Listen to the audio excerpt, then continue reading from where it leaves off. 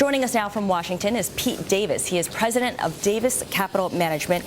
And Pete, investors have some pretty positive memories of booming markets under divided governments of former President Reagan, Bush 1, as well as Clinton. How would a divided government this time around be similar or different? Well, the biggest problem is that we have faced the expiration of the Bush tax cuts at the end of this year. And I'm very concerned that Congress may have a lot of trouble getting that done this year. It may spill over into next year, and tax rates could go up, at least temporarily. And so that's not good for the market, especially since over half the return in equities is in dividends. And if the dividend rate goes from a top rate of 15% up to 39.6, that's not good, even temporarily. Now, Pete, you say tax rates could go up temporarily, meaning someone will blink eventually. That's the issue. This is a game of chicken. The problem is that both sides, the Democrats and the Republicans, think they can win on this.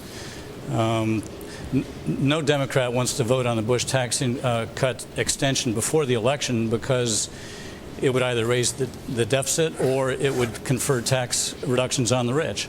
And so the Republicans, on the other hand, don't want to allow any tax cut extension to go through unless it's for everyone, including the rich. Now, either way, we will have a lame duck session of Congress at the end of the year. Talk to us a little bit about how the congressional schedule will affect any decision on not just the Bush tax cuts, but also the loans to small businesses that the White House keeps talking about. Well, Senate comes back on the 13th of September. The House comes back on the 14th. They'll be in till roughly October 5th or thereabouts, first week of October. And unfortunately, they're probably going to be gridlocked on a lot of issues, including extension of the Bush tax cuts.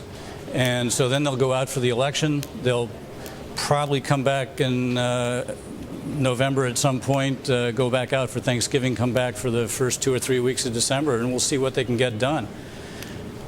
Now, you advise Wall Street firms on government policy. You spent 11 years as a Capitol Hill economist. Have you seen the federal government play such a big role before in the markets, and how does that change expectations for what investors are looking for from the government this time around?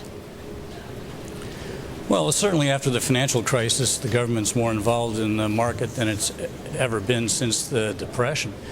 The biggest problem I have right now is that Washington, the animosity level on Capitol Hill especially, is the worst I've ever seen it. And I started my career in Congress during the middle of Watergate. There was more bipartisanship back then.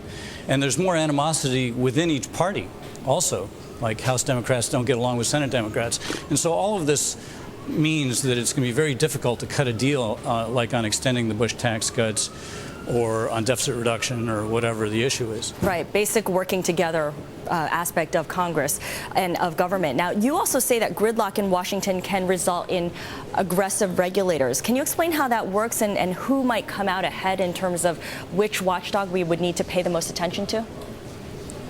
Well, you know, when you're sitting in the White House and you don't have, say, the House or both houses of Congress in your control, then the next thing you try to do is achieve the same policy objectives using regulation.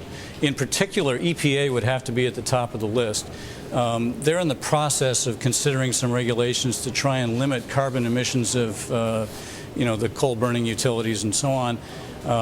Those regulations might turn out to be more stringent. The SEC has got a raft of regulations, and so does the Fed. And so all of these areas are going to be pursued quite vigorously. Okay. We thank you for your thoughts. I've been speaking with Pete Davis, the president of Davis Capital Management in Washington.